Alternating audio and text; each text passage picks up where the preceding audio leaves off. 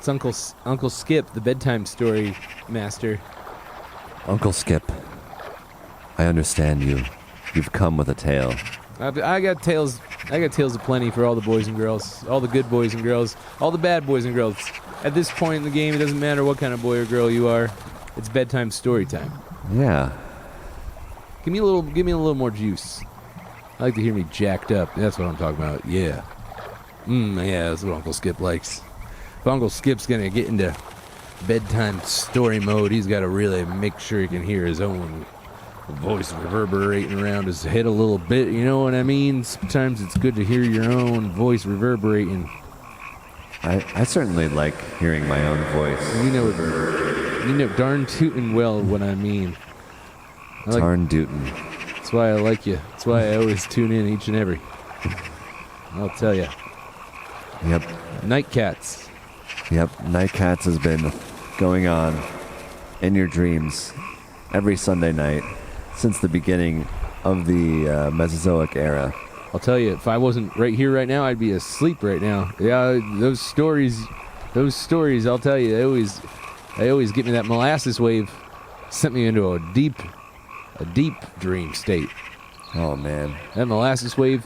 Prior to that, there was another one. Those stories keep me my mind going in a completely different path. Next thing you know, I'm really in the middle of it. Some crazy stuff going on. I do enjoy it. You do a great work over here, Dr. Fly, I gotta say. That's why I'm here, Mr. Skip. Uncle Skip, if you don't mind. You can call me whatever you want. You're a good guy. You mean well. All right. Well, if we're gonna do it, I might as well get right to it. That's what I say. What did you want to tell our listeners about tonight? You know, the only one I can think of right now. Stories are like jokes. You know, sometimes you know a whole bunch of them.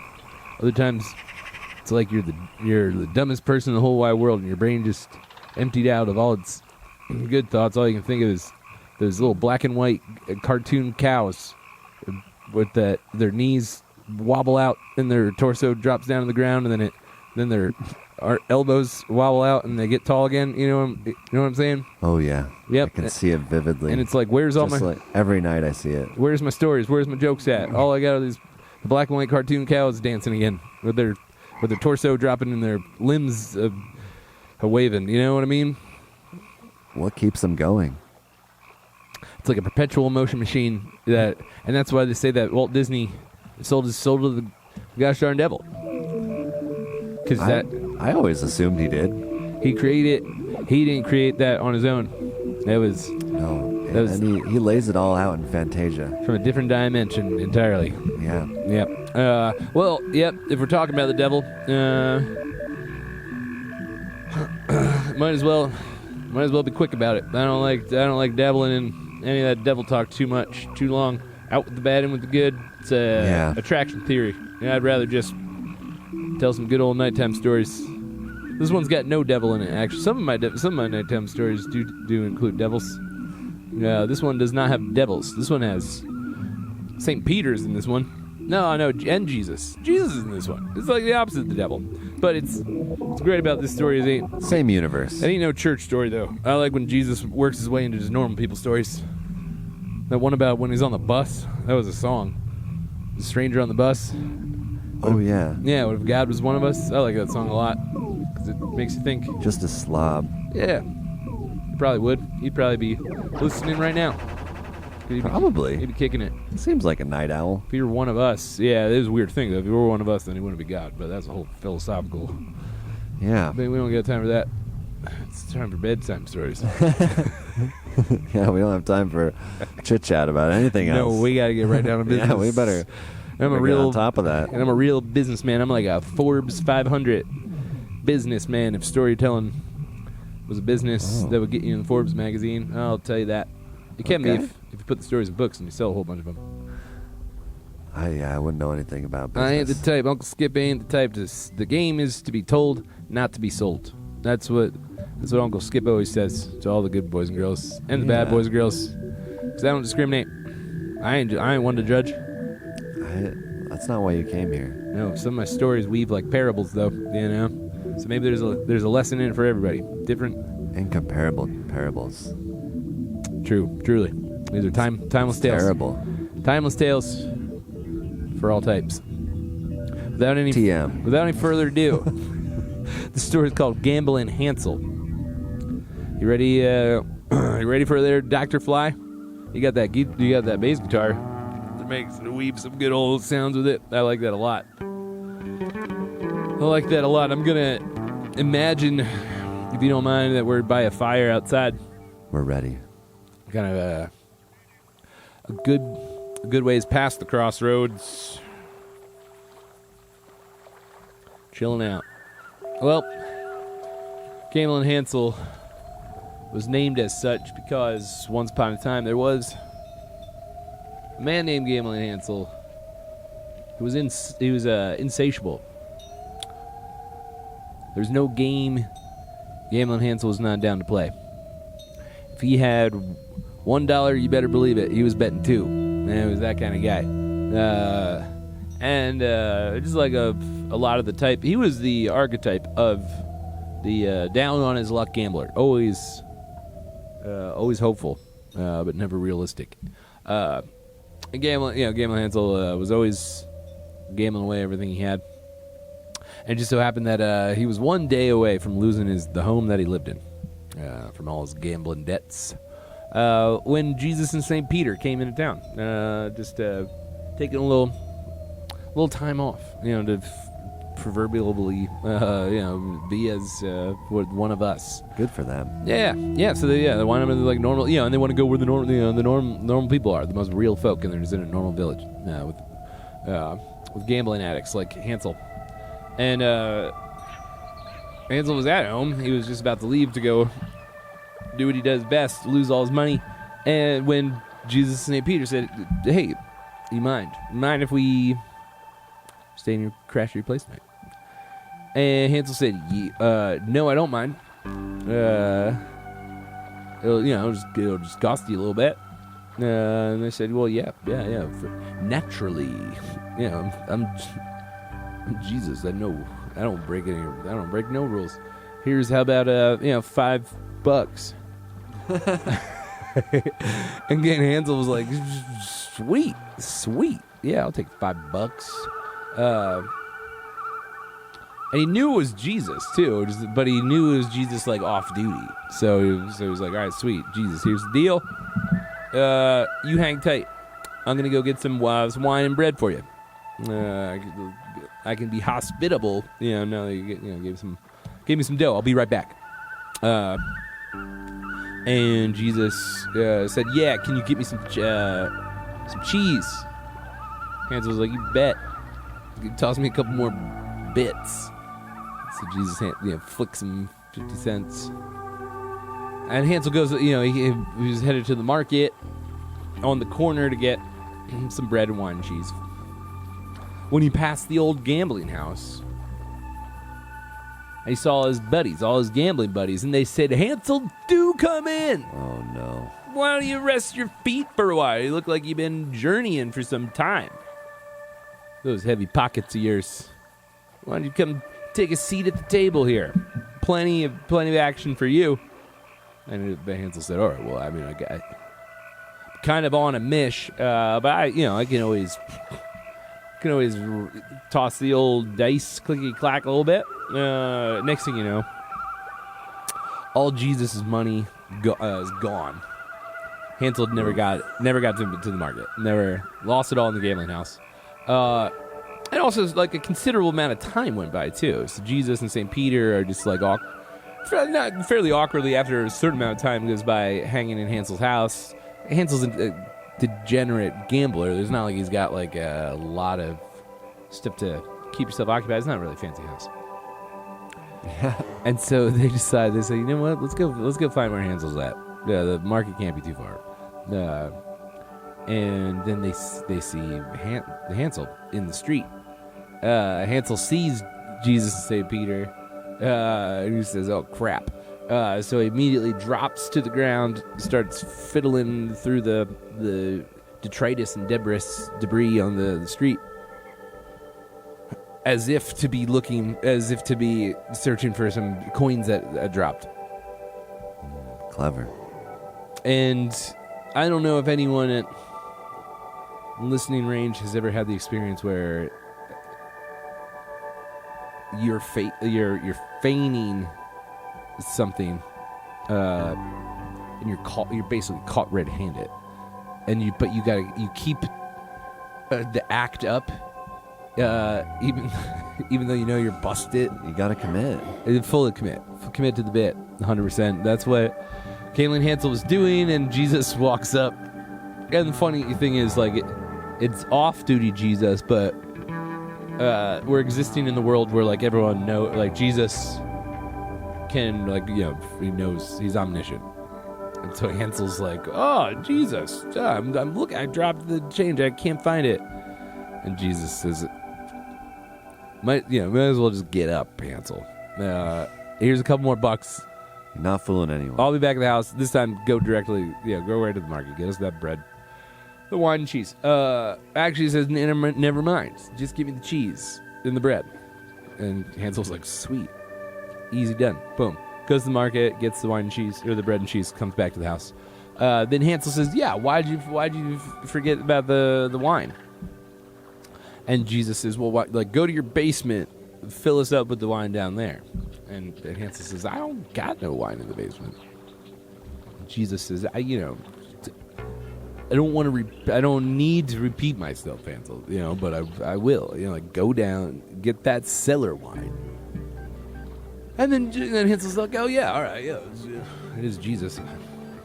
So he goes downstairs and there's casks. The cask's full of wine. He says, oh, this is dope.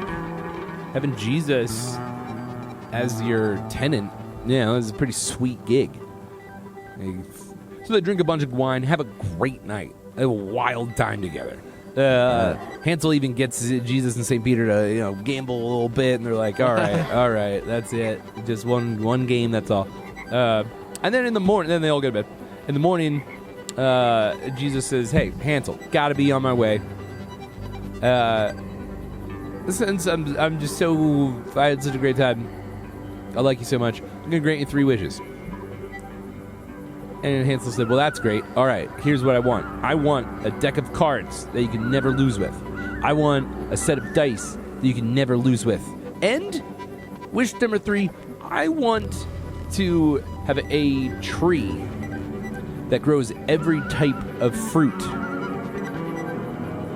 And if anyone shall climb this tree, they're stuck in the tree until I command them down.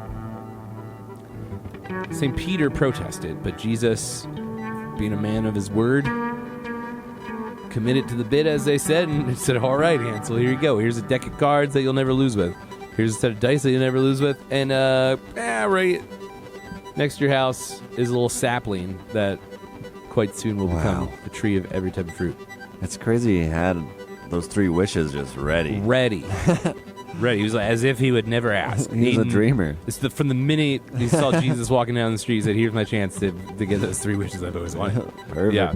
So he hit him with it, and then Jesus went on his way. And from that moment forth, Hansel began to gamble in earnest. And gamble he did. Things went so well for Hansel that in a matter of 2 months, he had won half the world. And now safely back in heaven on duty, St. Peter sees this, and St. Peter's not down. St. Peter was never fully sold on gambling Hansel in the first place. And so he brings this to Jesus, and he says, Jesus, this can't be. Hansel is, if he keeps this up, all humanity is going to be lost. And Jesus said, okay, maybe you're right. So what do we do? St. Peter says, you know exactly what we got to do. We got to kill him. He's got to be done. It's drastic. It is, but the story can't go on forever. So we got to make some moves, got to make some jumps. And so Jesus says, you know what?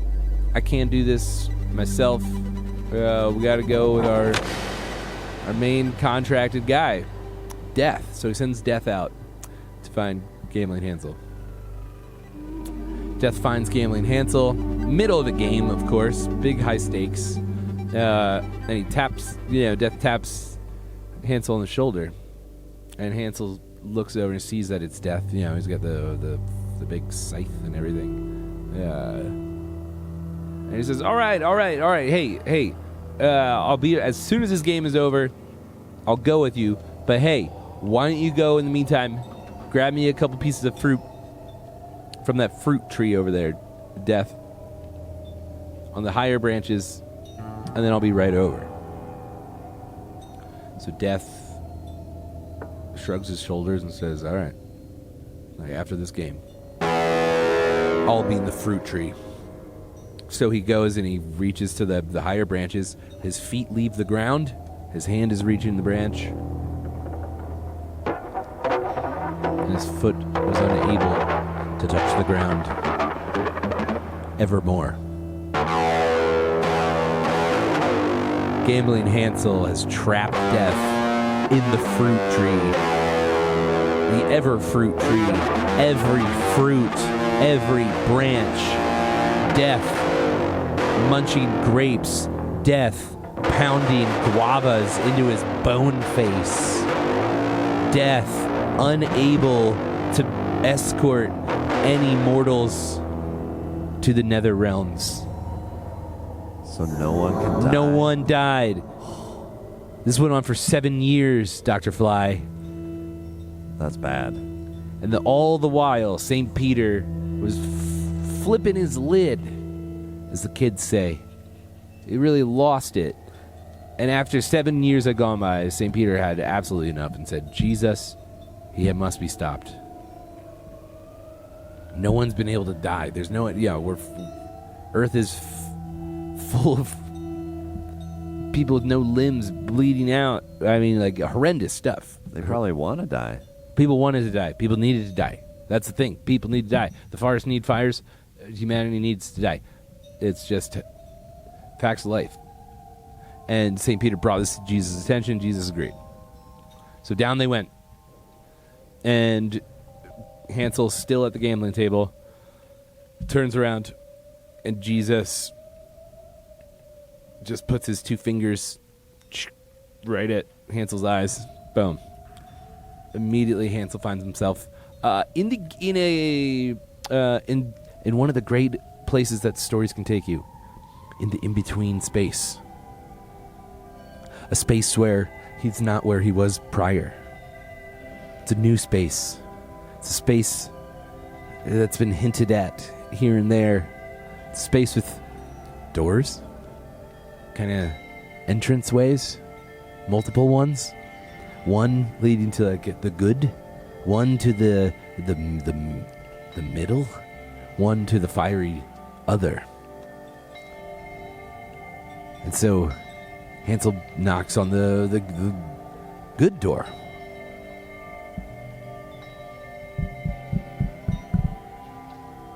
Who is it? It's me, Gambling Hansel. We don't need any of your troubled ways here. Try the other doors. So Hansel went to the middle door, the door of middleness. Yes. Yes, who is it? It's me, Gambling Hansel. We want nothing to do with you. You better go in the other door. So Gambling Hansel found that the other door was wide open. Waves of heat, coming out, and he said, "All right, I think I've seen little, samples of this road before." Heads down it. Veers, tall cliff, or like a tall pathway. There's cliff sides all about. There's like spent little bits of fire and whatnot. And then, of course, the giant black hair widow's peak, like Aladdin. Instead of being blue, the genie, big shoulders, big chest, goatee,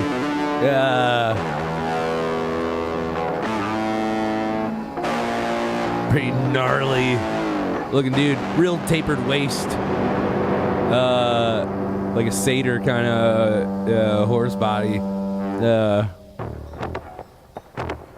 devil, the big old dev. Oh, the devil is in this story, of course. All the best stories have the devil. So, the devil puts his big old hands together. Whoa, wow. Who are you? Who do we have? What do you got? Welcome to hell, buddy. Hansel looks around and says, all right, this is hell, huh? This looks like a good place to play a little game, if you know what I mean. What do you say, Dev? You want to gamble a little bit? Feeling lucky, devil? Hail Satan numero uno. You get a little lucky 666, you know what I'm saying? You play a little cards, roll a little dice. What do you say? You're not afraid. No, the devil's not afraid. The devil enjoys the game. So Hansel pulled out his deck of cards and his dice. With 2 hours' time, Hansel had won free voyage back to Earth. And also had a legion of the devil's minions. Little guys, little devils, Little rapscallions. Little demons. So now Hansel's back on Earth and he's just like, woo! I'm fully on a journey, baby. And he got to a village that was known for its mighty hop poles. They had the highest hop poles in the whole wide world. And he climbed one of those hop poles. And you know what he did, folks? You know what he did, little kid in bed? Getting ready to go to dreamland? Gambling Hansel climbed up that hop pole and Looney Tunes style just stayed stationary in the air and pulled the hop pole up again. Kept, fixed it. We're talking Looney Tunes physics here. And then climbed it again, another length, double length. And you know what he did when he got to the top of the length the second time? He did the same thing again. Just whoop, climbed it. Whoop, pulled it up. Whoop, climbed it. Whoop, pulled it up. Until he got to the floor of heaven, the ceiling of earth. And then he got that hop pole, and he just started jabbing it at the earth ceiling heaven floor. Until the floor of heaven started to crack. And St. Peter said, Jesus, you gotta do something. All of heaven's foundation are beginning to crack. And Jesus said, we gotta let him in. And St. Peter says, it's the only thing we can do. I don't like it. This isn't gonna be good. But it's the only thing we can. It was the only thing we got right now. So in Gambling Hansel went. And you know Gambling Hansel. And Gambling Hansel is on a tear. He's tenacious. He got everybody in heaven gambling. And then they started swearing. They started fighting. They started chewing tobacco, spitting it all over the white clouds of heaven, getting tobacco. I mean, it was bad news. St. Peter said, Jesus, there's only one thing we can do now, and it's got to be done. Jesus said, all right, you're absolutely right. Gambling Hansel is at a poker table. Jesus walked over and he put his finger under Gambling Hansel's chin. Kind of kept it there, pressed under the chin a little bit. You get the soft palate, and crooked it under the jawbone, chin bone, and he shucked Gambling Hansel out of heaven. Rocketing towards Earth at speed so incredibly fast his body broke up into a million pieces. Those million pieces turned into little sparkly star bits and descended upon to Earth. little bit of gambling Hansel sparked its way into the soul of every degenerate gambler that continues to walk the earth today.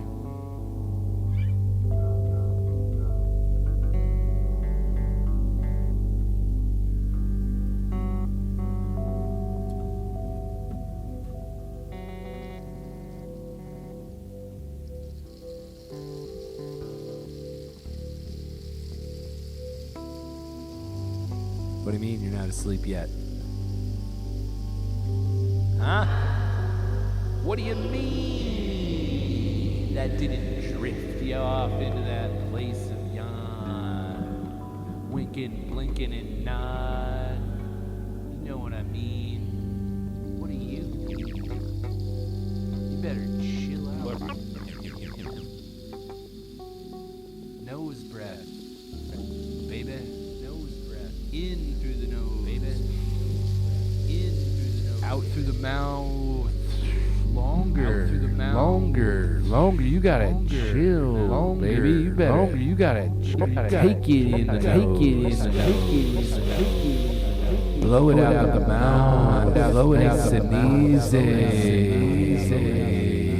Always longer on the way out. Always longer on the way out. On the way out. Yeah.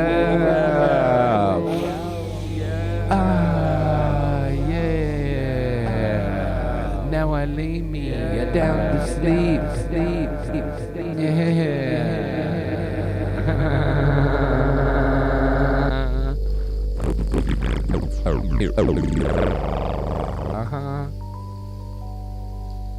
There.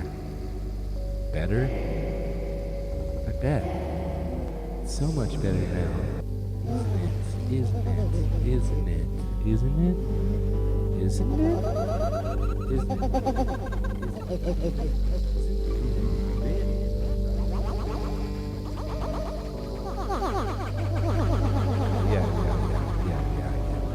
Yeah.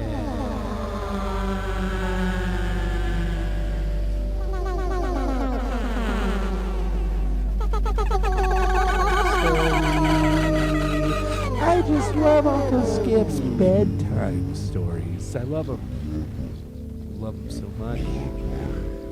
That's why I'm married to my craft. I really am married to my craft, telling stories. That's why Uncle Skip flies solo. No wedding bands on this hand. I'm married to my stories. I love my stories. I love them like they're real. Every story is real. Every story is real. Every story you've ever heard is real. Kids, believe everything you've ever heard. It's all true. The stuff that doesn't feel true only lets you know better the things that feel true. But it's all true. It's all true. It's all true. You can just go to bed. You can just go to bed and just sleep. Just go sleep dreams. Just sleep your dreams. And little ones. Yeah. You had a good day today. You really did. Now you can just close those little eyes. Yeah. Because you earned it. You're a good one. You're going to have a good week. You're going to have a good sleep tonight. You're going to wake up rested, ready to take it on, all of it. You're going to be able to help other people.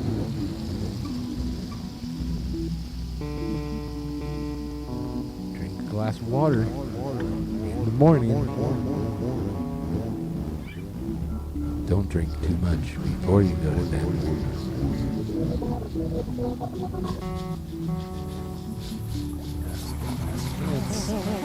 If you have to pee, do it now. Because dreams are coming. You're good. You don't need to pee. You're ready to sleep. Oh, I wish I were you right now. You're probably already halfway asleep. You probably feel so trippy. You can still hear little noises. You're already in the dreamland. And it feels so good. Under the blankets, so warm. So snug. Like a little bug. A snug bug. That's you. Ready to go fly off to little dreamland. With all your other little bugs. Having crazy little dreams. I hope you dream of me. And Dr. Fly. Dr. Fly is like a little bug. A little dream bug. A little snug bug. Dr. Fly loves you. Loves you very much. Because you deserve love. Not just anyone's love. Dr. Fly's love. And that's a special love. Because he's on the radio.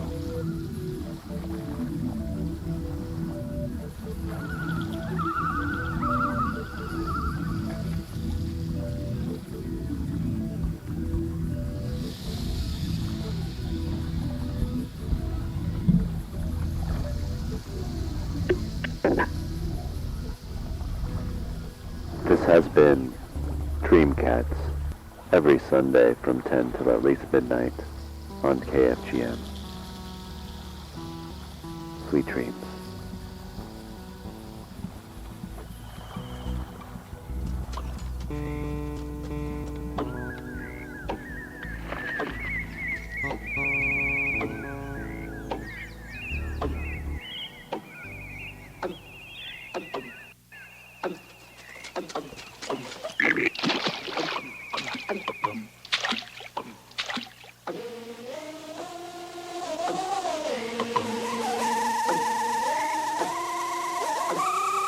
Baby.